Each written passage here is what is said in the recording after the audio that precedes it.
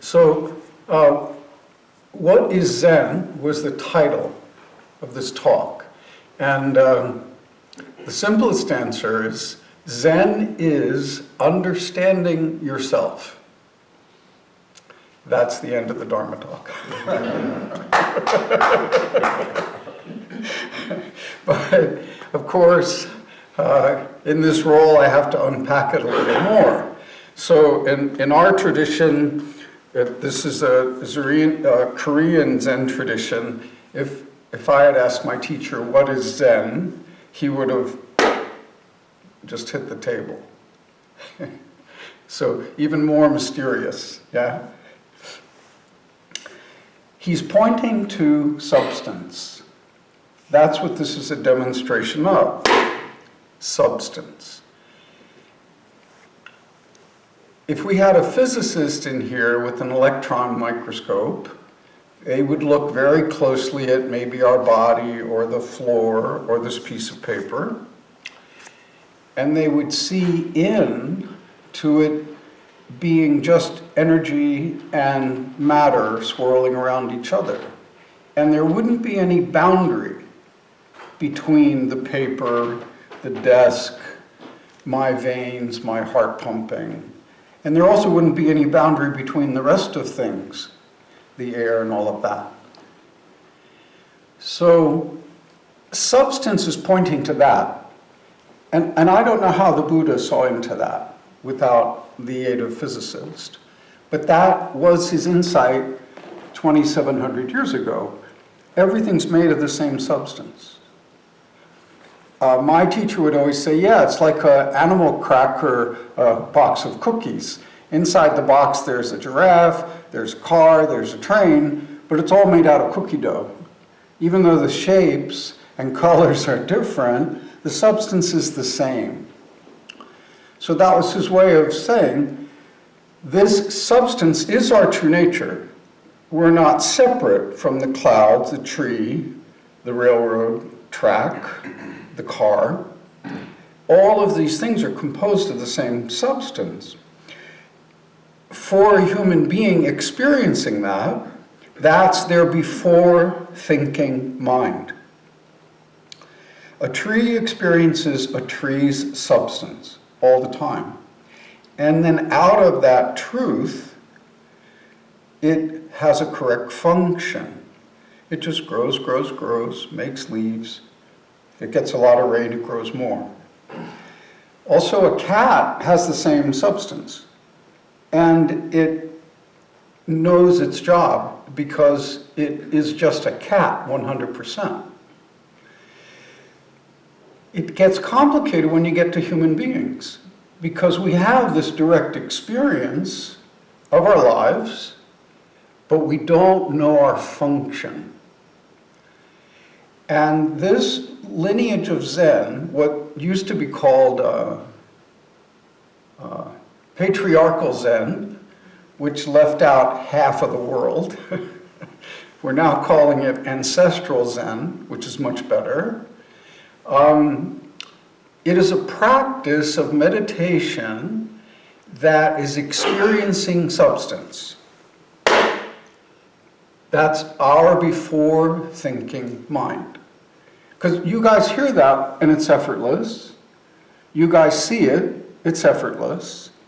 And it doesn't involve any cultivation. It doesn't involve even any what we would call wisdom. You just notice it. It enters your awareness. So this point is our substance. It is our true nature. So this is a demonstration of the component of our experience that is always true. We all heard that, yeah? So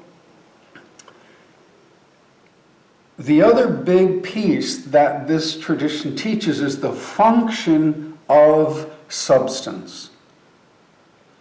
So in the case of the tree always knows its function.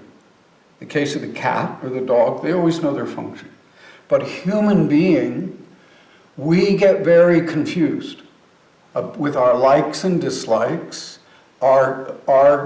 We have experiences. The experiences condition us. So we have some trauma, we have institutionalized racism, we have injustices in society, we have classes of people very successful, people very impoverished. We have all of these complications that are impounding on us and causing us to think and feel. And that's all true. All of that is true, but it's a conditioned truth that keeps changing. So this demonstration of our substance, it has no name and form. It's before our conditioned mind appears.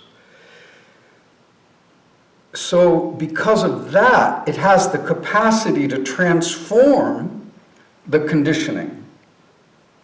When we return to our before thinking mind and observe the memory of trauma, observe an ongoing injustice, look into the ideas of identity, orientation. When we look into those from our true nature, we see them truly, exactly as they are. Then the correct function of institutionalized racism, the correct function of a minority identity, the correct function becomes clear as we're participating in the world. And it springs spontaneously from our heart. This spontaneous springing from our heart requires seeing the truth first. If I have some idea, if I have some thinking that came from my conditioning, some prejudice, some bias, some fear, some anxiety, that comes in front of my senses. So I don't see clearly, I don't hear clearly, I don't taste, touch, and I don't think clearly. So all these biases and influences, I have to let them go. Return to now. Return to this moment. Return to this question, what is this? Then I can see clearly. So we call this before thinking mind a mirror mind, because it simply reflects. It's not blind, it's not dumb. It reflects. So like a regular mirror, if yellow comes, it just reflects yellow. If red comes, it just reflects red. If blue comes, it just reflects blue. The mirror doesn't want, blue shows up and the mirror doesn't go, oh, I want red to come back. Oh, I want that white to come back. I don't like reflecting blue. A mirror doesn't, our mirror mind, our true nature accepts everything. It is completely wide, and its nature is love. But it is still. So we haven't gotten to function yet. It's just our true nature at rest. So that is like a mirror, only reflect. So if a hungry person comes, do we just become hungry? No. If a thirsty person comes, do we just become thirsty and reflect with our truth mind? No. We give them something to drink.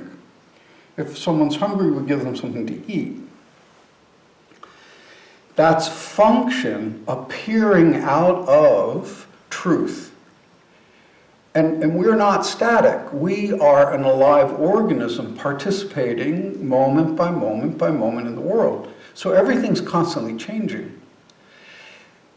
The Buddha always taught expedient means or skillful means. In other words, how do we interact with our family member, with our supervisor, with our job, with our ambition? How do we interact skillfully from this before thinking mind, which is completely still and completely clear like space? And it only just reflects. So in the beginning, we just practice on a meditation cushion, and we get a feel for what's happening. We get a feel for, oh, this is my mind when it's not doing anything. And I just see the carpet, and I feel my body. And then we're meditating and we're suddenly in a story. This happened to me, and I'm going to say this to this person the next time I see them, and I can't believe he did that to me. And in our meditation we go, oh, come back. Yeah, that's just none of that is happening now. It isn't a question of whether it's true or false. It's true that we're thinking it, but our experience, our direct experience is always right now, and that's also our substance. However, we're cultivating this question, this inquiry into right now, into right now, into right now. Then, our meditation's over, and we get in our cars, or we go for a walk, and we go order a coffee, and somebody butts in front of us, and it hurts our feelings, or we're kind of offended. That's where our practice comes into play, because then we still keep a question, oh, what is this? Oh, this human being got in front of me, took my place in line. So, what now? What's a skillful, expedient thing to do? I don't know what that is. The skillful thing arises fully out of the moment. And it arises out of your experience of that. And there isn't a rule except always returning to what's actually happening. What is my direct experience? So maybe somebody cuts in front of me, and I really am offended, and I'm really worked up. And I look at that, and I go, well, all they did was get in front of me, but I'm reacting like it's World War III. So maybe my reaction doesn't match what just happened. So I might spontaneously want to carry out my reaction, but if I'm on my game, I'm just going to observe that and pay attention, because now I've lost sight of the whole. I've lost sight of the truth. And what has been inflamed is maybe the history of people bullying me, or the history of people being rude, or my conditioning from when I was 5 years old. Who knows? All of that's legit. All of that's true that it happened, but it isn't occurring now. And it is my experience, which I have to welcome in and own, but it also isn't the whole truth. So we keep returning. We experience what we experience, but we return. We return to this moment fully. That's enlightenment. In Zen, seeing our substance, seeing the truth we're in right now, that's enlightenment. Pretty easy to attain, actually, after a certain while of just applying oneself. My teacher Sung Sang would always say, discovering the job of enlightenment is a lot harder. Attaining our direct experience, you can have that even from watching a YouTube video carefully. There's a lot of good teachers, very clear teaching. Or it happens spontaneously. You're just on a walk by yourself in the woods, or with a friend. Or you're walking on the beach and you see the sunset and all your thinking falls away. You have this extraordinary feeling of the wind on your face, your clothing on your skin. Suddenly everything seems clear, simply because your thinking has come down. That's enlightenment. But then your cell phone rings, you pick it up, and you owe me $500, when are you going to pay me? Now suddenly our desire mind, our thinking mind, our checking mind, we don't even see the sunset anymore. All we're thinking about is the $500. So our practice doesn't say, oh, that thinking about the $500 is somehow evil or bad. That just is. It just appeared. The practice is what's skillful. What is a skillful self-care, and what is skillful care for the other? Because technically we're not separate. We're all the same substance. and that substance is true. Because the person we're arguing with also has these qualities. They may not be showing them.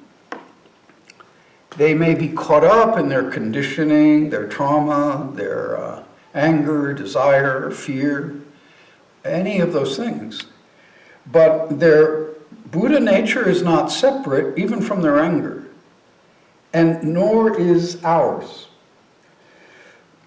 So because of that subtlety, we have to really learn to trust what it is we're doing, what it is we're seeing, what it is we're hearing. In a lot of scripture and text, you'll see all thinking is desire. And then if you listen to this teaching that I'm spelling out today, I'll say if you see clearly, hear clearly, smell, taste, touch clearly, then you think clearly. The sixth sense, yeah? So I read that second part in a book, and then a few pages later I read the first part in a book, and I went to my teacher and I said, here it says all thinking is desire. And over here it says if I see clearly, hear clearly, taste, touch, then I think clearly. And I said, where's my mistake? And my teacher said, right there. By trying to square that. Both are true. Our practice is just always returning to our substance, always returning to our direct experience. Our direct experience is our Buddha nature. Then our thinking is clear. But if we don't return to our direct experience, if we get caught in the stories that we're constantly playing, the history of this, the thing that's going to happen in the future, the fear, the anxiety, then all that thinking comes out of that just desire, ignorance, anger mind. And the thinking is not coming out of our direct experience. And it's easy to make a mistake. It's easy to be practicing and be speaking spontaneously and think you're grounded in reality, and then you aren't. And the way we learn we've made a mistake is the blowback. It's always, if it wasn't skillful, we learn. It wasn't skillful. And a mistake is no problem. Zen Master Sung San would say this 1,000 times. Yeah, make a mistake, no problem, only make it correct. So then when the blowback comes back, oh, okay, what would you like me to do? I must have misunderstood. I didn't see exactly what was going on. So this process, we are letting go of I, my, me. I'm letting go of my condition, my situation, my opinion. And when I let go of it, the correct situation, the correct condition, and the correct function appears. We always say appears because it isn't directed out of our thinking. It arises out of the circumstances we're in. And it changes constantly. So what might be the correct thing to do, even with the same people, let's say you have family members and you have an argument at the dinner table on Monday night. The correct thing to do might be ABC. Then Wednesday night, you're with family members having an argument at dinner, and the correct thing to do might be DEF. So it's constantly changing. It isn't like there's a rule, except what is this? What is actually going on? And when it comes to people that we love, people that we're close to, we have to listen, listen, listen. Because most of the time, we're only hearing what we think. And we've got to let go of what we think to hear what they're saying. Zen Master Thich Nhat Hanh said the first component to correct speech is deep listening. That's a really important point. Because we actually don't know what to say in the world in an ongoing way until we've listened to the world really deeply. And if I have an idea of what somebody's going to say to me, I have just listened less. And I might even be incapable of listening at all if I'm anticipating what they're going to say, or I have some idea or opinion. So the practice is always letting go of my condition, my situation, my opinion, my idea, and then what's left? What's presenting in our direct experience? So this mirror mind, another way to talk about function, in a kind of question and answer thing. So this mirror mind is truth. It's very wide. So if someone says, Tim, what is Buddha? I'd say, oh, the sky is blue. Or the painting of the angel's very pretty.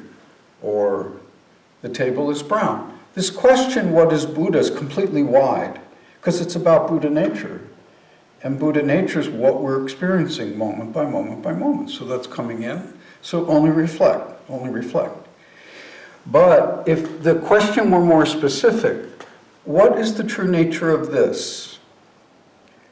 I might say, oh, the carpet is gray. But the question was about this. Yeah. If I say, oh, this is a paper cup with a graphic on it, that's attachment to name and form. That answer is attached. If I say it's not a cup, that's attachment to emptiness, like attaching to the physicist's view of the water, the cup, and the air around it are all just vibrating, and there's actually no distinction one thing to the next. That's attachment to emptiness, if we say that.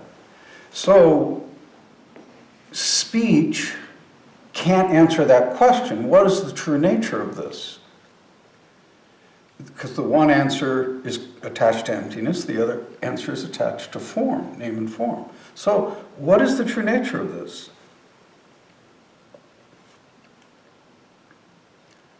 That's the correct answer. That's the relationship to the cup. So it doesn't have any speech in it. It doesn't have name and form. It doesn't attach to emptiness because of the participation. It's the relationship. So then that's where the function spontaneously appears. So here's another example. What is the true nature of this thing? If I say, oh, that's a wristwatch, that's attachment to name and form. If I say it's not a wristwatch, in the Heart Sutra it says form is emptiness, emptiness is form. That wristwatch is empty of any true nature, so it's not a wristwatch. No, that's also attached to emptiness. So how can I answer this pointed question, what is the true nature of this thing, with a pointed answer? It's 26 minutes after 1. That's the function. So the function doesn't attach to name and form, and it doesn't attach to emptiness. And there's a single pointed question coming at it, what's the nature of this thing? And then a single pointed answer, 26 minutes after 1. It's just the relationship. One more example. I can't find the thing. I thought I had a pen. It's gone. So, what's the true nature of this thing? Now, if it were, some might say, oh, the pencil is purple. Yeah, that's a mirror mind. That's reflecting the truth. But it's not getting to function. And you might say it's a pencil. That's attachment to name and form. And you might say it's not a pencil, that's attachment to emptiness. But then the pencil functions. So this is the core teaching of Zen Buddhism. Substance, truth, function. And in these very simple examples, it's pretty easy to track. So we start with it simple. What am I doing, and how do I do it? So washing the dishes, you know, Thich Nhat Hanh's always saying, when you do the dishes, just only wash the dishes. If you're washing the dishes and thinking about, you know, that other volunteer should be in here helping me, we'd be getting done a lot faster, you've actually stopped washing the dishes. And you're now caught up in a story about how the volunteer is not helping you. Our practice is always just to return. What is the situation? What is our relationship to it? And what is our function? It gets extraordinarily simple, almost to the point of boring. Then our complicated mind comes in. And so we always say our minds are very complicated, but our lives are very simple. What's happening in our life, if we can just look at it closely with no idea or opinion, it'll tell us exactly. We'll know spontaneously what to do. So sometimes we teach that just being still, like we are in meditation, that's a metaphysical truth. It's true. We're just being still. But this world needs us to function. In the old days, just being still actually helped a lot. That's a love mind. That's a mind that includes everything. So that person that resides in that, that's wonderful, but it has a limit. The world needs people to interact with it. It needs people to help it. And if we just have love, we may not be meticulous in our action in the world. So Buddhism teaches love plus wisdom equals compassion. So simply having a love mind for this world can't always help, not only ourselves, but also can't help this world. But when we combine it with wisdom, the situation, the relationship, and function, then we can actually do something. What to do will appear, and we can see that and carry it out. In the Heart Sutra, it says, Buddhas, let me see if I wrote this down. All right, in the three worlds, all Buddhas depend on prajnaparamita and attain anuttara samyak sambodhi. So prajnaparamita, that's Sanskrit. It's sometimes translated as perfection of wisdom. Prajna is wisdom and paramita is perfect or perfection. And anuttara samyak sambodhi is usually translated as unexcelled enlightenment. I'm missing one word. I can't remember. So a woman asked my teacher during a talk like this, in the Heart Sutra it says, all Buddhas in the three worlds is past, present, and future, depend on this thing, prajnaparamita, and attain anuttara samyak sambodhi. What does this mean? She asks him. And he says, sitting on this cushion having a conversation with you. That's a remarkable kind of teaching. All Buddhas depend on this moment. They always depend on now. And what they are doing right now is what they depend on to help this world. So that's the case all of the time. When it's time to wash the dishes, that's depending on prajnaparamita. And that's attaining anuttara samyak sambodhi. If you're driving the car, that's depending on the prajnaparamita. The perfection of wisdom is noticing how fast they are in front, how slow they are, how fast they are on each side of you. Your entire life depends on it. So we depend on everything coming into our senses to tell us what our function is. When the brake lights come on in front of us, we brake. It's effortless. It didn't require any cultivation. That's our true nature, moment by moment by moment. Then we might add something. I'm in a big hurry, this is frustrating, a few extra curse words, etc. That's addition, yeah? The braking light, we just brake. You know, all the cars in front of us slow down, we slow down. They all speed up, we speed up. Everything else is just extra. Then we're having an argument with someone we love. Let's say they're older than us, like a parent or a grandparent. That relationship has components, but there's a basic core. So what is my situation? What is my relationship? Then the function appears. So if it's the child listening to the parent, the child has to listen, listen, listen, and then do the correct thing, not the child's idea. If it's the parent speaking to the child, the parent has to listen, listen, listen, then do the correct thing, not necessarily the parent's idea, but see into the child's mind and then do the right thing for the child.